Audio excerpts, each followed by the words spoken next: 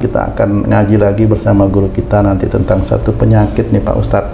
Jika seseorang terkena demam Pak Ustadz, itu kenapa Pak Ustadz? Apa benar kira-kira kena karena cuaca yang buruk atau bagaimana sebenarnya Pak Ustadz?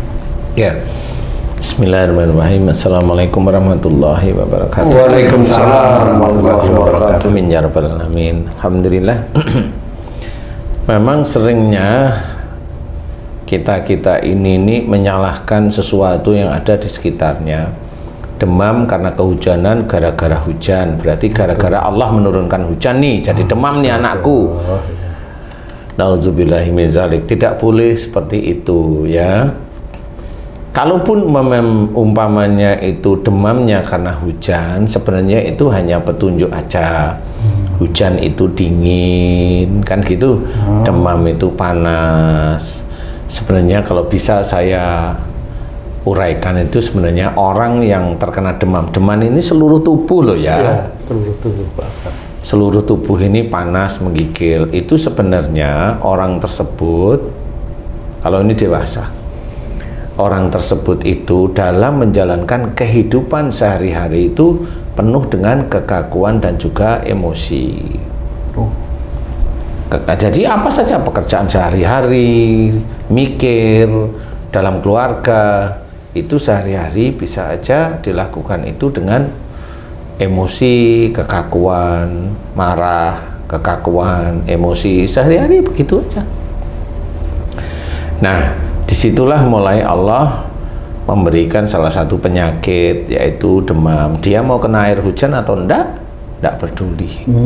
Jadi ada yang demam nggak perlu kena air hujan, ada demam panggung, nah itu sama, nggak perlu kena air hujan. Kena panggung kalau itu. Demam kalau di panggung. Kadang-kadang ada yang kena angin di pinggir pantai tiba-tiba demam, seperti itu juga Pak Ustadz. Iya, kalau itu ada macam-macam kalau itu. Iya, benar-benar. Karena pada saat dia di pinggir pantai nggak sama istrinya. Pikirannya aneh-aneh. Bisa juga itu Pak Ustadz. Bisa, pikirannya aneh-aneh. Iya. Jadi insya Allah inti sebenarnya dari demam itu orang tersebut kalau melakukan kehidupan sehari-hari, entah berpikir, entah bicara, entah melihat, entah mendengar, entah melakukan pekerjaan, baik pekerjaan untuk mencari rezeki maupun pekerjaan di dalam keluarga, mengatur keluarga, ini ada kekakuan, ada emosi, ada amarah. Itu aja kuncinya. Nah, kalau itu kan panas sifatnya, kalau mamanya akhirnya dia kena air hujan dingin, dia demam, itu ya normal aja. Jadi berontak aja jinnya terkena air berontak. Jadi dia itu bikin masalah yaitu panas. Sebenarnya intinya waktu dia demam, Allah mengizinkan dia terkena demam, itu aja. Itu kalau demam biasa. Ya, kalau mamanya demamnya karena radang akut, ya itu ya beda lagi. Ya, ini demam biasa ya. Demam yang mamanya tiba-tiba mamanya ada seorang wanita habis ngelencer naik sepeda motor diantar suaminya. Ngelencer itu jalan-jalan piknik.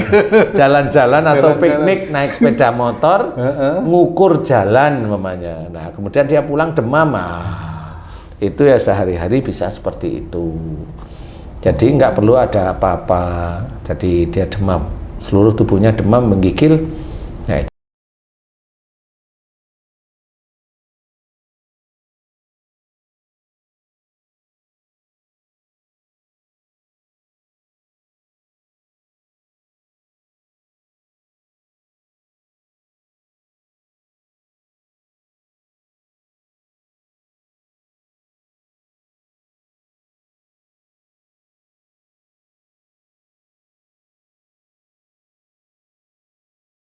tenggorokan umpamanya. Menurut dokter ya, kan macam-macam ya, dikasih obat penurun panas kemudian mulai turun, tapi radang tenggorokannya ya tergantung Allah Ta'ala. Kalau radang tenggorokan itu nanti dimaafkan oleh Allah Ta'ala, ya radang tenggorokannya menjadi sembuh pada waktu itu, tapi besok keluar lagi. Jadi intinya ada demam itu adalah seseorang yang dalam menjalankan kehidupan sehari-hari menggunakan otak, menggunakan telinga, menggunakan mata, menggunakan tubuhnya, tangan dan kakinya, itu rata-rata biasanya emosi, marah dan kaku. Itu berarti bersentuhan dengan seseorang atau lingkungan atau pekerjaan sama aja tuh Pak Ustadz ya? Kalau itu saya mau tanya sama kamu dulu tuh. Ya, siap Pak Ustadz. Kalau kamu ditaruh di hutan, ada tumbuh-tumbuhan, ada buah, ada makan sehari-hari, kamu emosi nggak setiap hari di situ? Enggak. Nah ya sudah. Berarti berhubungan ya. Saya teringat sama ketika anak saya kecil dulu Pak Ustadz. Iya. Itu sering sekali demam. Memang benar perkataan Pak Ustadz itu berarti emosional. Kalau saya inget-inget dulu, wah berarti saya emosional sama istri saya bisa menyebabkan anak saya demam seperti itu. Iya, memang seperti itu. Ya di titik itu karena kamu sama istrimu memang nggak paham.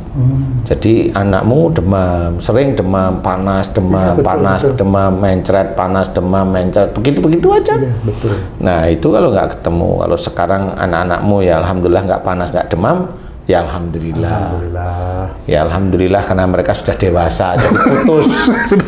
Nah tinggal nunggu mana antara yang sakit antara kamu atau sama istrimu sekarang. Karena bisa aja anak-anakmu malah lebih baik daripada kamu. Iya, gitu Lebih ya, baik Pak. dikit maksudnya. Kan gitu. Ya. Jadi tinggal nunggu kamu sama istrimu kalau edrek-edrekan terus ya tinggal nunggu itu demam atau yang lain lebih ngeri daripada demam. Wallahu alam, nggak ngerti saya. Iya, benar, Lu benar, kan benar. gitu. Karena kalau maunya dikasih demam sama anak-anaknya, ini kok masih aja anak dewasa kok ya masih begitu. Akhirnya kan Allah mensiasati memberikan penyakit nggak demam. Demam itu menurut saya masih ringan. Penyakit yang lebih berat apa? Wallahu alam saya nggak ngerti. Astagfirullah. Kanker, itu kan Allah berat Akbar. langsung. Langsung Tumor, berat tuh. Langsung berat tuh. stroke, mamanya itu kan berat-berat itu. Nah, kalau udah kena gitu, nah sudah. Kalau dulu itu, wah kamu harus begini. Nah, besoknya perot, nah lucu. Perot apa sih? Perot itu, Anu, kayak kena apa namanya sempengot. ya kalau mamanya perot, mamanya, akhirnya mamanya kamu tuh perot di sini. Akhirnya kan malu. Ah, cedera dari mana? Kan gitu kan malu akhirnya ya. Iya, makanya emang harus dijaga semuanya. dong, Pak Ustadz. Loh, enggak saya tuh ingetin. Sudah gengsinya tinggi, pengen berat ini. Berarti pakai masker aja besok ya. Pakai masker. Haji J ketawa tuh. Bentar Pak Ustadz, nih gimana nih Ji? Ada pengalaman nggak tentang demam ini Ji? Mungkin Ini gimana nih? Menurut Pak Ustadz, memang dulu anak saya juga hampir sebulan sekali radang tenggorokan panas ini. saya hampir tiap minggu. Iya, serius. Lebih parah dong ya. Parah ya demam tiap minggu aja. Tiap minggu. Kadang 3 hari sekali loh. Lebih parah. Ini anak bayi atau anak di bawah 5 tahun seringkali demam nih Ustadz. Kadang panasnya sampai 39 atau 40. Sudah kejat-kejat tuh Ji. Tapi biasanya dikompres Ustadz, pakai lap yang agak air biasa gitu, turun panasnya atau turun demamnya. Nah, itu penjelasannya seperti apa tuh Ustadz? Sebenarnya kalau dikasih air itu turun dikit, sebenarnya bisa aja. Karena memang demam itu kan yang terjadi itu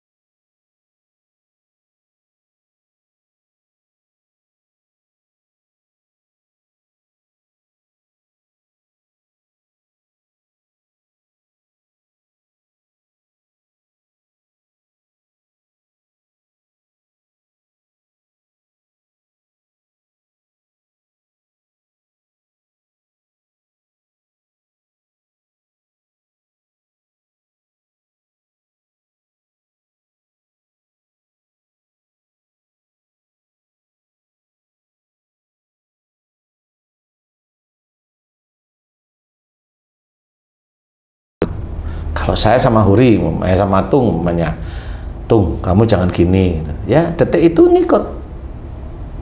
Tapi 1 jam lagi walau alam saya nggak ngerti. Kan gitu ya. Aduh. Kamu kan nggak ngerti cara mikir itu kan saya gitu. Pak Ustadz. Nah, Di titik itulah sebenarnya air itu fungsinya memang dingin. Secara fungsi, secara apa namanya? Harfiahnya dingin. Air itu ya. Air. Air ya. Jadi kalau pada saat itu dingin, itu sebenarnya mau orang itu mencontoh bahwa selesaikanlah masalah-masalah sehari-hari itu dengan kepala dingin. Jangan ada egois, jangan ada marah. Kalau nggak keturutan, jengkel, ngambek. Saya pernah tuh baca buku Ustadz, kalau kamu marah, berdiri, duduk. Ya. Kemudian kalau masih marah, baring. Masih marah lagi, mandi. Wudhu. Nah, udah baring suruh mandi, harusnya mandi dulu nggak gitu? Enggak, suruh mandi biar disiram semuanya gitu kan. Kalau wudhu kan cuma beberapa, ini mandi. Tapi mohon maaf nih Pak Ustadz, kan saya pernah dengar anak kecil itu kan dijaga oleh para malaikat gitu Pak Ustadz, karena belum akhir balik. Tapi bisa terkena sakit tuh bagaimana ya Pak Ustadz? Emang ada tugas malaikat itu, kalau ada penyakit itu malaikatnya itu terus jangan masuk, kan nggak mungkin. Jadi penjagaan itu bagaimana hubungannya dengan sakitnya anak kecil ya Pak Ustadz? Lah kalau saya tanya, malaikat atid di kirimu itu kok lebih Seringnya sering nyatet itu gimana itu tuh? Kok saya jadi Lebih sibuk daripada roket gimana tuh? Kan kamu dijaga sama malaikat atid, dijaga sama malaikat rokib, hafazah di depan maupun di belakang. Yang namanya dijaga itu sebenarnya malaikat itu menjaga manusia karena perintah Allah. Bukan yang namanya dijaga oleh malaikat itu menjaga agar kita itu ditamengi oleh malaikat. Lah emang lu siapa? Nabi bukan, saudara Nabi bukan. ya. Ya, keluarga apalagi lah ya. Semua manusia itu dijaga oleh para malaikat. Oh, yang non muslim aja tetap dijaga. Lo non muslim itu kalau dia bekerja dapat rezeki emang nggak dikasih sama Allah Ta'ala? Kasih. Lah ya sudah. Karena banyak persepsi Ustadz yang namanya dijaga kayak security gitu Ustadz. Kalau ada orang mau jahat sama dia dilindungi gitu loh. Ya itu kan cara mikir orang-orang yang tidak terlalu paham. Keliru ya selama ini. Karena selama ini selalu dijejali, umpamanya baca surat ini ayat sekian sampai sekian nanti dijaga 70.000 malaikat. Maksudnya itu opo gitu. Itu Habis terus dijaga terus nggak sholat terus masuk surga gitu, nggak bisa. Awang ada yang ngomong seperti itu, emang orang itu pernah lihat malaikat itu menjaga kan? Kan harus difikirkan seperti itu. Tidak bisa. Jadi kalau memang doa orang-orang yang taat, beriman dan taat kepada Allah Ta'ala didengar pada malaikat, diteruskan oleh Allah Ta'ala, itu bisa. Tapi kalau doa orang yang asal-asalan ya imannya nggak kuat ya malah didengar sama para jin, setan dan dajjal dan sebagainya sebenarnya. Makanya hartanya kadang-kadang istijrod. Itu orang nggak paham. Nah, disinilah yang harus kita mengerti bahwa jangan berpikir kalau dijaga malaikat itu kayak security. Enggak. bukan ya Pak Ustadz. Enggak ada dalilnya seperti itu. Enggak, jaga malaikat itu malah harus takut. Harus takut. Karena kalau malaikat itu jaga banyak-banyak, emang nggak lebih rinci lagi daripada rokib sama atid kan gitu aja. Waduh. Bener ya. Gimana sih coba? Apalagi selalu ditemenin malaikat Israel ya. lebih ngeri lagi kita. Ji, jangan nakutin Ji, udah banyak kejadian nih. Iya, jadi istilahnya malaikat Israel pun bergerak atas izin Allah, pasti. Jadi jangan bercerita malaikat Israel datengin suatu raja di mana rajanya diajak ngomong-ngomong sama malaikat Israel mau ambil nyawanya. Nggak ada cerita seperti itu. Yang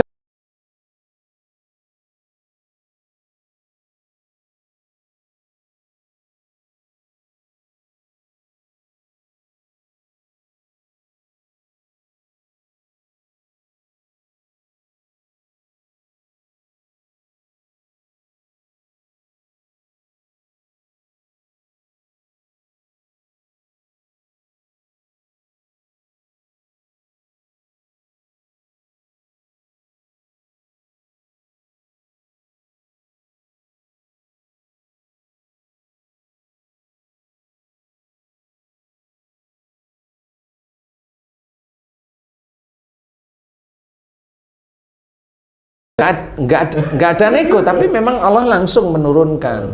Umpamanya contoh dari mamanya dia itu mamanya kurang ajar ini itu, kemudian dia kembali ke jalan Allah Ta'ala yang harusnya umpamanya dia matinya itu besok ketabrak truk umpamanya. Kalau dia bertobat, dia bertobat benar karena apa? Nggak taunya dia sering mendengarkan azan, awalnya ya begitu-begitu itu mendapatkan hidayah, kemudian dia cepat-cepat bertobat kepada Allah Ta'ala. Nah, takdir dia ketabrak truk nggak jadi oleh Allah Ta'ala karena dia sudah bertobat, mohon ampun dan sebagainya, bisa aja ditunda oleh Allah Ta'ala. Yang harusnya ketabrak truk bulan depan, nggak taunya ketabrak truk tahun depan. Nah, nggak taunya pada saat itu dia berubah terus, nah, kan akhirnya ditunda terus. Kemudian dia akhirnya bertobat. Kenapa ketabrak truk? Karena dulu dia suka ngancam orang tuanya, kalau nggak dikasih uang diancam. Diancam terus. Nah, akhirnya dia ngerti, dengerin nasihat-nasihat kita, oh nggak boleh dia minta maaf sama orang tuanya terus setiap hari. Akhirnya yang ketabrak truk dihapus oleh Allah Ta'ala, diganti keserempet sepeda motor mamanya. Karena dia belum punya istri, diganti yang nyerempet sepeda motor anak mahasiswi. Jadi kenalan. Malah nggak taunya yang diserempet itu tung. Maunya diserempet kali itu. Nah, sebenarnya cara Allah itu yang seperti itu. Saya bercerita memang ini hanya menjadi istilahnya gambaran saya. Jadi Allah itu akan merubah takdir itu jelas. Jadi kalau kita atau orang itu berubah, innallaha la yughayyiru ma biqaumin hatta yughayyiru ma bi anfusihim. Itu jelas, itu manusia disuruh berubah. Nah, takdir itu nanti akan dirubah oleh Allah Ta'ala dan kita tidak pernah tahu. Seperti itu. Jadi harus kita belajar bagaimana jangan kesem-kesem dengan baca ini nanti dijaga 7.000 malaikat, dijaga 100.000 malaikat, dijaga. Terus maksudnya mau kemana ini? Kalau udah dijaga ini mau kemana ini, kan gitu ya? Sebenarnya bukan malah tambah berani, malah sebenarnya tambah takut gitu ya maksudnya, karena kan malaikat dijaga itu malah ngelirik. Mau apa nih orang nih? Kan? Bener ya sih. Emang saya bisa dibayar sama dia kan gitu ya? Sebenarnya malaikat itu hanya patuh pada perintah Allah, bukan patuh pada kita. Jaga sebagai security gimana caranya? Ya kan gitu. Jadi jangan dibodohi dengan hal-hal yang seperti itu. Tetaplah kita berbuat baik lillahi ta'ala, itu Allah yang menjaga. Maksudnya Allah menjaga itu, loh kan bukan malaikat. Wallahu alam, saya nggak tahu. Allah yang menjaga itu karena memang ketulusan kita di dalam melakukan perbuatan baik. Kalau mamanya kamu ketulusan kamu di dalam melakukan perbuatan tidak baik, ya itu tulus namanya. Astagfirullahaladzim.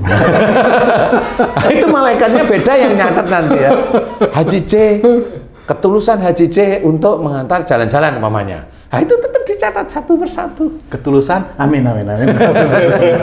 Yang mana dulu nih? Terserah, itu kan ketulusannya kita aminin dulu. Nah, di titik karena ada seorang anak yang demam tadi, ya di situ orang tuanya, kalau anak ini belum akil balik, orang tuanya senantiasa uring-uringan, marah, nggak cocok, berantem, begitulah.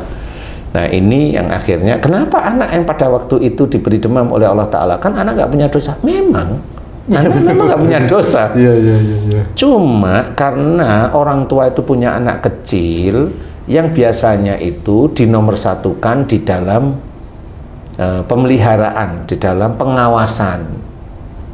Dia seneng lihat anaknya, dia ini lihat anaknya, dia bangga begini, seperti itu, ada unsur bangga. Seneng gitu, lah, maksudnya seneng aja, belum ke arah bangga, seneng. Jadi dia perhatikan anaknya.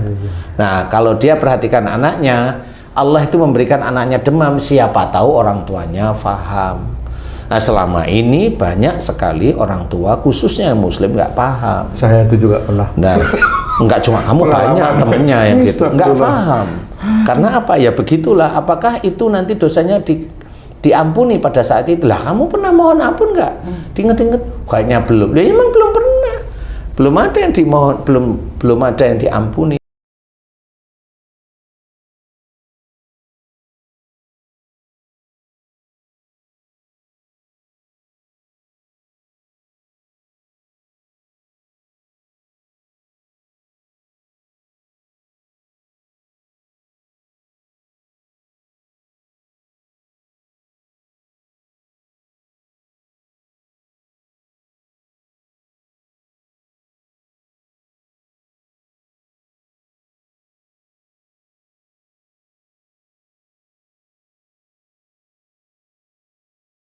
ampunan kepada Allah Ta'ala, kemudian belajar untuk jangan mengulang lagi, seperti itu. Ustaz, bagaimana menurut Ustaznya seorang ibu yang habis melewati suatu tempat yang agak seram, tiba-tiba anaknya sampai rumah tuh panas, Ustaz? Apakah itu ada makhluk? Bisa ada makhluknya, bisa Yang nangis demam gitu? bisa, karena dia ditempelin. Si makhluk ini suka aja sama anaknya, nggak taunya anaknya memang punya ilmunya dari orang tuanya. Nah, ini makhluk ini nempel aja. Jadi mengatasinya? Ya dimohonkan ampunan aja makhluk yang suka pada anaknya. Biasanya kan dibawa ke orang pintar tuh, Ustaz. Nah, malah musyrik. Didoain aja biasa, ya Allah, jika anak saya diganggu oleh jin, aku mohon kepadamu, ampuni keinginan jin, ampuni kemarahan jin yang mengganggu anakku, ampuni kemarahan, ampuni keinginan, ampuni apa aja, ampuni ya Allah, ampuni ya, lepaskan dia ya Allah, amin amin ya rabbal alamin, muji Allah. Itu lepas kok nanti. Nggak ada yang aneh-aneh sebenarnya. Doa aja yang baik. Kalau memang itu perkiraannya dari jauh, kemudian pulang-pulang kok betul. anget panas mamanya ya. Kalau dalam kondisi orang tuanya nggak ribut loh ya, itu bisa aja terjadi. Insya Allah. Terus untuk ilmu yang ada di anak tadi, memang ditempel jin karena ilmunya atau memang karena apa sebenarnya? Biasanya karena ilmunya. Rata-rata karena ilmunya ya. Karena ilmunya si jin itu tertarik. Kalau orang tuanya itu nggak terlalu, istilahnya terah orang tuanya itu nggak ada ilmu, jarang. Kalau orang tuanya biasa, jarang lah, insya Allah ya. Tapi kalau zaman sekarang itu kan ilmu di Indonesia ini kan sudah didewa-dewakan, menjadi Tuhan bagi dirinya. Itu nggak boleh juga. Ilmu itu titipan. Tapi kalau ilmu hanya lihat silumin, ya itu sebenarnya ilmu-ilmu musyrik. Jadi kalau bisa dihilangkan aja ilmu-ilmu seperti itu. Anaknya kecil lihat pocong, lihat kuntilanak, ini di dalam anaknya itu ada ilmu dari orang tua sebelumnya. Harus dilepas, bukan ditutup. Kalau pertanyaan ditutup, saya tanya, kamu nutupnya pakai apa? Kan gitu ya. Pakai ilmu lagi nutupnya. Kan gitu. Iya. Pakai ilmu lagi pasti dia nutupnya. Nah, nanti suatu ketika terbuka. Nah, ilmu ini padahal ilmu yang dia lihat dari anak kecil itu jin. Nah, ilmu yang ditutup itu, lah kok dia bilang malaikat, tapi kok nggak bisa nguasai jin yang bisa melihat jin lagi. Nah, berarti ilmumu ya sama. Ilmunya orang-orang itu ya jin sebenarnya. Seperti itu. Nah, kalau kita doa kepada Allah Ta'ala, gimana caranya Allah? Walau alam kita nggak ngerti. Bagaimana Allah itu menyelesaikan? Nggak ngerti. Ya, saya pun juga nggak ngerti. Ya, alhamdulillah dikasih kesembuhan, ya alhamdulillah itu. Itu dari Allah, bukan dari kita. Doanya juga baik kok. Seperti itu. Mudah-mudahan kalau memang yang demam itu dewasa, belajarlah untuk tidak mudah emosi, marah, kaku di dalam menjalankan kehidupan sehari-hari. Kalau panasnya di tenggorokan, jangan mudah emosi dan marah dalam tenggorokan. Kalau di sini, jangan mudah mikir, kemudian agresif, kemudian emosi, kemudian jengkel, ya jangan. Kalau panasnya di sini, itu keyakinan yang salah, tapi diyakini benar ya, nggak boleh. Kalau anak jelas perkelahian antara orang tua laki dan perempuan. Saya anggap perkelahian bukan pukul-pukulan ya, pertengkaran lah ya, insya Allah seperti itu. Jadi mohonkan ampunan ya seperti itu kepada Allah, mudah-mudahan nanti Allah mengampuni. Amin. Wallahu a'lam. Amin. Alhamdulillah. Cukup ya. Terima kasih banyak Pak Ustadz penjelasannya, Masya Allah.